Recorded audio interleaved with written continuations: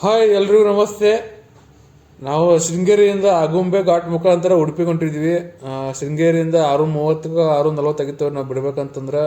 ಆಗುಂಬೆ ಘಾಟ್ ದಾಟಬೇಕಂತಂದ್ರೆ ತುಂಬ ಸ್ವಲ್ಪ ಭಯ ಆಗ್ತಿತ್ತು. ಯಾಕಂತಂದ್ರೆ ಯಾವುದೂ ವೆಹಿಕಲ್ಸ್ ಇರಲಿಲ್ಲ ಆ ಟೈಮ್ನಲ್ಲಿ. ಬೈಕ್ ಮಾತ್ರ ನಮ್ದು ಮಾತ್ರ ಕಾಣ್ತಿತ್ತು. ಒಂದು ಬೈಕ್ ಕಾಣಿಸಿಲ್ಲ ನಮ್ಗೆ. ಆಗುಂಬೆ ಘಾಟ್ ಇಳಿಯುವವರೆಗೂ ಒಂದು ಬೈಕ್ ಇರಲಿಲ್ಲ, ನಮ್ದು ಬೈಕ್ ಮಾತ್ರ ಇತ್ತು. ಘಾಟ್ ಇಳಿಯುವಾಗ ಸ್ವಲ್ಪ ಜಾಸ್ತಿ ಕಾರ್ಗಳು ನಮಗೆ ಸಿಕ್ತು. ಬಟ್ 8:30 9 ಗಂಟೆ ಆಗೋಷ್ಟರಲ್ಲಿ ನಾವು ಆಗುಂಬೆ ಘಾಟ್ ಇಳಿದಿದ್ವಿ. ಏನೋ ಒಂಥರ ಭಯ ಆಗ್ತಿತ್ತು. ಫಸ್ಟ್ ಟೈಮ್ ಮಾತ್ರ ನೈಟ್ ಘಾಟ್, ಅದು ಆಗುಂಬೆ ಘಾಟ್ ಕಾಳಿಂಗ ಸರ್ಪಗಳ ಜಾಸ್ತಿ ಇರ್ತಾವ ಅಂತ ಹೇಳ್ತಿದ್ರ.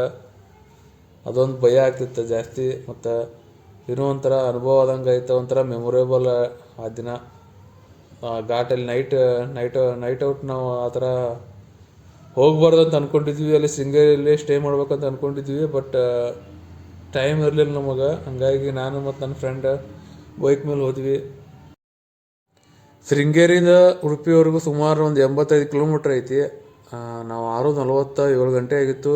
8:40 ಅನ್ನುವಷ್ಟರಲ್ಲಿ ನಾವು ಸೋಮೇಶ್ವರದಿಂದ ಸ್ವಲ್ಪ ಕೆಳಗಡೆ ಬಂದಿದ್ವಿ. ಡಬ್ರಿ ಮುಖಾಂತರ ನಾವು 11 ಗಂಟೆಗೆ ರಾತ್ರಿ